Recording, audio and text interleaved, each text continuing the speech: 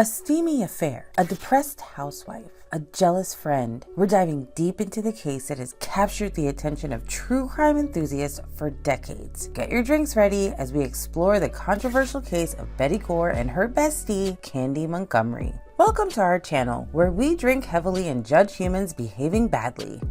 Meet Betty Eileen Pomeroy, born on June 9th of 1950 to Bob and Bertha Pomeroy. She's the first of 3 children with 2 little brothers, Ron and Richard. Betty was born and raised in the small town of Harper, Kansas. Bob, her father, was a traveling insurance salesman, and his wife, Bertha, was a stay-at-home mom. The family also owned a restaurant and a gas station. Growing up, Betty was described as a bubbly person. She was very motivated. She had a dream of leaving her small town and moving to the big city someday. She was a good student who planned to become an elementary teacher after college. So after graduating high school, she goes to college and majors in elementary education.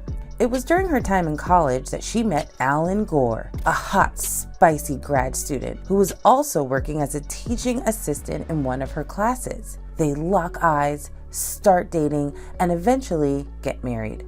As soon as they got married, he got a job as a defense contractor at Rockwell International in Texas. So Alan and Betty pick up and move to Dallas for Alan's new gig. They're super excited about this. They're newly married, starting a new life in a big city, and Betty's like, all of my dreams are coming true, except for one small thing. It was noted that people started seeing Betty's personality change a bit once she married Alan. They said she noticed that Betty began being dependent on Alan, not just financially, but emotionally as well. In 1975, Betty gives birth to a beautiful baby girl and they name her Elisa. Betty and Allie know that they're going to want to expand their family, so they decide to move to a bigger house in Wiley, Texas. Wiley was a really small town with about 3,000 people right outside of Dallas. It was quiet and felt like the perfect place to put roots down for Betty and Alan. After they moved, Betty got a teaching job as a 5th grade teacher. Betty and Alan are getting really familiar with the town. They're becoming more involved in their local church, they're making lots of new friends, and one of the families they quickly befriended was the Montgomery family, Candy and Pat, who have 2 children, Jenny and Ian. Candy Montgomery and Betty immediately hit it off. Also, Candy and Pat's daughter Jenny is the same age as Elisa, so Betty's like, this is perfect. Now, Candy Montgomery was super popular and outgoing. She was in the choir, she helped organize activities for the church, she was a real go-to person. But while she was this super involved, very devoted Methodist woman, she was also pretty rebellious. Candy was born into a military family. She grew up moving around a lot and lived in a lot of different cities. She was beautiful with blonde hair and kind of got around. She definitely enjoyed being the center of attention, and she loved the attention of men. And one thing Candy wanted the most was to marry someone with loads of money. She wanted a comfortable, cushy life where she could be a trophy wife. So when big boy Pat Montgomery came along, Candy knew firsthand he was the one she'd been waiting for. He was an electrical engineer for Texas Instruments. Cha-ching! Candy and Pat married in the early 1970s. She loved Pat, but she wasn't exactly quiet about the fact that she had married him for his money. He wasn't the best looking guy. He was very reserved and introverted, and Candy was just like the total opposite of that. They had 2 beautiful kids, and Candy was living this very full life, but she was bored out of her mind. She didn't have to work, but all her life consisted of was cleaning and cooking and taking care of the kids. This was all very vanilla to Candy. Like, where's the flavor? She wanted to spice things up in her life. So in July of 1979, the Gores welcomed another baby girl. This one they named Bethany. It was around this time that Bethany was born that Betty really began to struggle. Betty suffered pretty severe postpartum depression, and she also had some chronic pain issues, which made her begin turning more and more inward. Postpartum depression wasn't very much known in the early 70s. Doctors would really just give her Valium and kind of send her on her way, like, girl, just get it together. You got this. Betty became so introverted that she stopped socializing with friends or talking to her husband. She no longer enjoyed teaching. It was almost as if there was no purpose left for her. Alan and Betty had a hard time communicating with each other, and their physical relationship was basically non-existent. Betty was scared of being abandoned since she'd gotten so used to being dependent on Alan. She worried all the time about Alan leaving her. Betty just wasn't in a good place, and their marriage was falling apart. So she and Alan decided to sort out a solution by attending a marriage workshop retreat through their church, and this was called the Methodist Marriage Encounter. This retreat promised to help marriages thrive by rekindling the romance. So the couple headed off to the weekend retreat while their good friend Candy offered to help look after the kids for them. The retreat goes amazing. Alan and Betty got closer and came back more in love than ever. They were back to planning a life together. They even started planning a European getaway for the summer. Everything was coming together for the Gore family. Their marriage was back on track and they were totally happy again. Friday, June 13th, 1980. Alan was headed out of town for a business trip in St. Paul, Minnesota. He packed his bags and left their home in the morning. Now, Alan and Betty are back on track, but Betty always got anxious when he traveled. So Alan made it a point to always call and check on her very frequently. So, like usual, he placed a call when he gets to the airport, but Betty doesn't answer the phone. This was rather strange because she usually expected and answered these calls, so why wasn't she picking up? Well, Alan's like, whatever, she's probably just busy with the kids. So he gets on his flight, which is a little over 2.5 hours, and when he gets to his hotel, he tries calling Betty again, and still no answer. Now he's getting a little worried because this is totally unlike her. He became so concerned that he called his next door neighbor, Richard Parker, and asked Richard if he would be kind enough to go check on Betty. Richard, along with 2 other neighbors, Lester and Jerry, head over to the Gore's house. The first thing they noticed was that the home was dark. There wasn't a single light turned on inside that they could see from the outside. It seemed like Betty and the children weren't home based on how dark it looked, but they could hear 11-month-old Bethany screaming inside. So they rush into the home and follow the sound of the screaming baby. They find Bethany in her crib soaked from her diaper, which hasn't been changed for hours. It seemed like Bethany had been screaming for a while and also hadn't been fed for a very long time. But other than that, she seemed like she wasn't harmed. So now they're like super alarmed. They begin to make their way through the house and they notice what looks like blood droplets on several of the doorknobs in the house. The only light that was on in the house was a faint light coming from the laundry room at the back of the house. Lester Gaylor slowly opens the room, and it was the most gruesome view he had ever seen. He later described it as a scene straight out of a horror movie.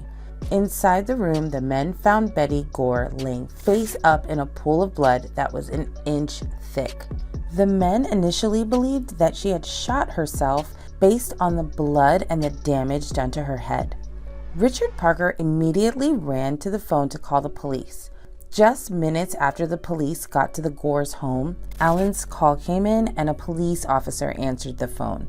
He told Alan that his wife had been brutally murdered.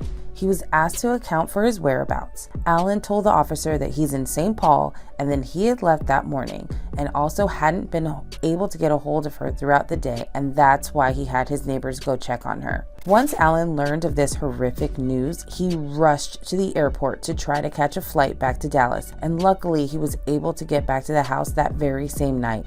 Alan was completely distraught. He's devastated about Betty. He's worried about his daughters. He's just like, what is happening right now? He's got like a million thoughts going through his head, but the cops are like, this guy's a little too calm and collected. He is definitely a suspect. Regardless, Alan was very cooperative with the police. The police secure the scene and investigate. 30-year-old Betty Gore had been struck 41 times with an axe.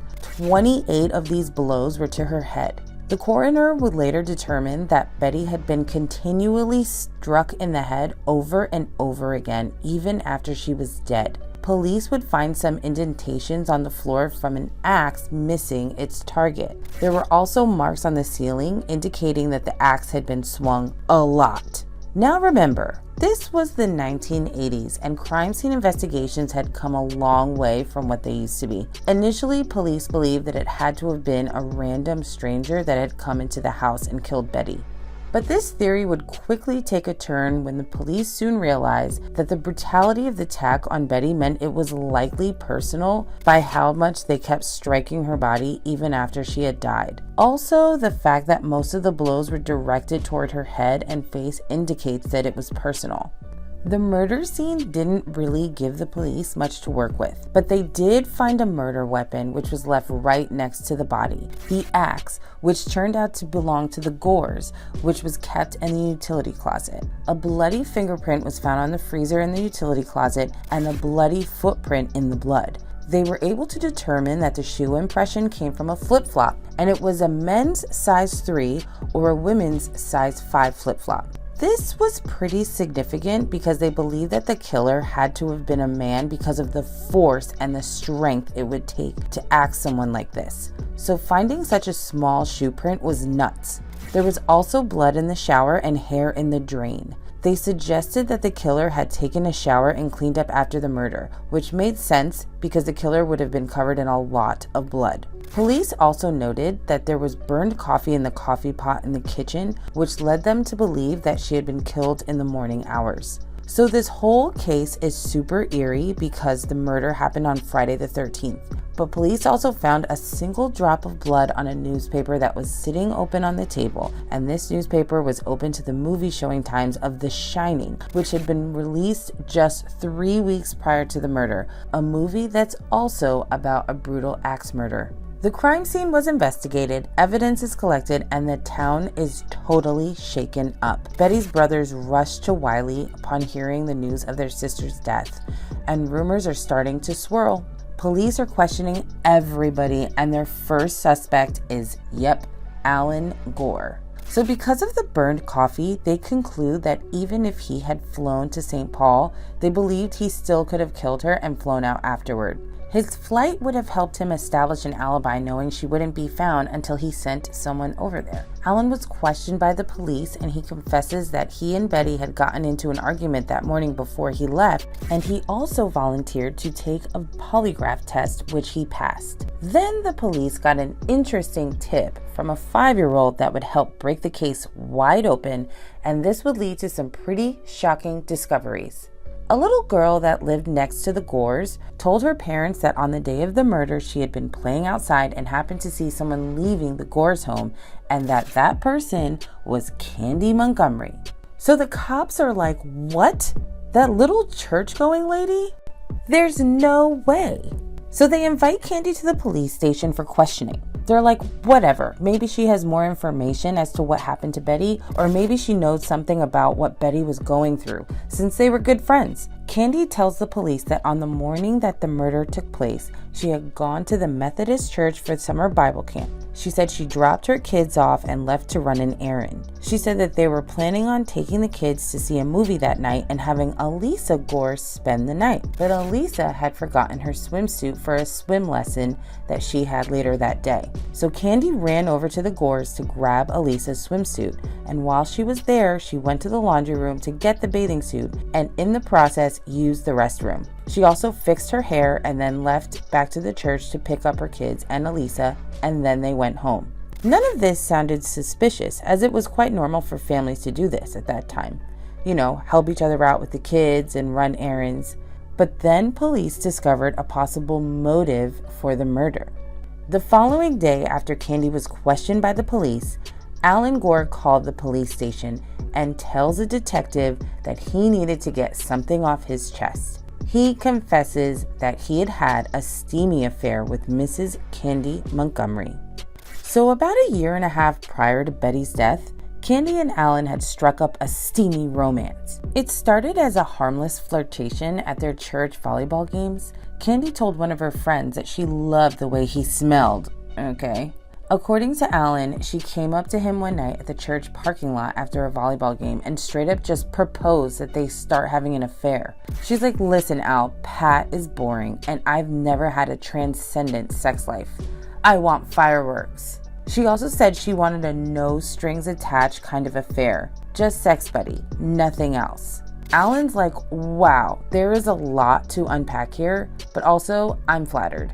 Let me consider your offer. Before they can begin their affair, they both sat down and drafted out all the pros and cons of having an affair together. This list was very well thought out, and they made certain rules that they had to abide by. These rules could not by any means be broken. Some of the rules were that they would split the cost of everything, like cost for hotel rooms and food from the hotel. Their meetups would only be on weekdays, and also this relationship had to be purely physical. Betty had gotten pregnant, and so this affair with Candy was going to have to be short and sweet. So the two of them would meet when Betty and Paul were at work at the Como Motel in Richardson, Texas. The affair was going well. Candy was really enjoying herself. She seemed happier. She would make him lunch. She would bring it to their sexy sessions. She even confided in a few friends that she was having an affair, even though she never mentioned Alan by name. And this went on for months. When Betty was about 7 months pregnant, Alan started feeling a little bit of guilt. He began to think, my wife's pregnant. If she goes into labor while I'm with Candy, I'm gonna feel horrible. So he ends things with Candy, and Candy was actually super understanding about it. But just a couple of weeks after the Gores welcomed their second baby girl, Bethany, Alan and Candy start their affair back up again. Shortly thereafter, Alan could visibly see that Betty wasn't doing well. She was feeling really low and experiencing postpartum depression. He approached Candy again and told her that the affair had to be over for good, but this time she was not as easygoing. She was like, listen, I know I'm not supposed to catch feelings, but I don't care. I don't want to lose you. So now Alan's like, oh man, she is breaking our only rule about not catching feelings. But he still ends things on a less than pleasant note. Once Alan confessed all this to the police, everyone went nuts. The quiet church community went haywire with rumors and speculations after hearing about Candy and Alan's affair. When Betty was killed, Candy had been there with the family. She had grieved with them. She brought in food for the family. Everyone was just shocked that she had been sleeping with her best friend's husband and was now suspected of killing her. A woman named Nancy Crandall told police that she had seen Candy on the day the murder took place. She saw Candy in the morning when she had dropped her children off for Bible study, just as Candy said she did. But in the afternoon, when she returned to pick up the children, Nancy noticed that Candy had changed her clothing. So now the cops are like, okay, this little church lady definitely did this. June 17th. Candy came back to the police station for questioning. She stuck to the same story she had given them before. She was fingerprinted, and during the questioning, when her fingerprint was taken, they took it to compare it to the bloody fingerprint, and it was a match. The police also learned that Candy, coincidentally, wore a size 5 shoe, which was the same shoe size as the bloody flip-flop print that was left on the murder scene. On June 26, 1980, Candy Montgomery is arrested for murder. Once she was arrested, she was strip searched and her body was photographed. Police discovered multiple cuts and bruises on her body, also a cut on her toe, which desperately needed medical attention. She was transported to the hospital to have that toe checked out, and Candy's looking all types of guilty. This cut was serious. Why wouldn't she seek medical attention for it? The police were pretty invested in this toe. The killer had been wearing a flip-flop. They also knew that whoever the killer was had missed their target several times because there were those indentations on the ground at the crime scene. Once her toe was treated, Candy goes back to jail. The next day, she posts her $100,000 bond, and Candy and Pat hire a great defense team. One of their lawyers was a friend that they knew from church named Donald Crowder, and the other was a well-respected defense attorney named Robert Edison. The day after Candy posts bail, she and Pat went to church. Everyone is oddly supportive of Candy. They just don't believe she could have done such a thing to her friend. People are going to the media saying she was a pillar of the community. Murder is seriously so unlike her. Her lawyers released a statement saying that they believe a man must have committed this murder. Their official statement said, "We would hope that they would come to their senses and look for the real murderer." So everyone is very eagerly awaiting the trial of Candy Montgomery to begin, and everyone believes she was innocent. So when it finally begins, everyone is shocked that the defense team is like, just kidding. She actually did kill Betty Gore, but it was in self-defense. The affair between Candy and Alan was really harped upon during the entire trial because the prosecution uses it as her motive. They say Candy was jealous of Betty because Alan had ended the affair. Candy told the court that the affair was completely over and they had stopped months before the murder and that she was totally over Alan Gore. She didn't even know that Betty knew about the affair until that morning when she stopped by the Gores to pick up the bathing suit for Elisa.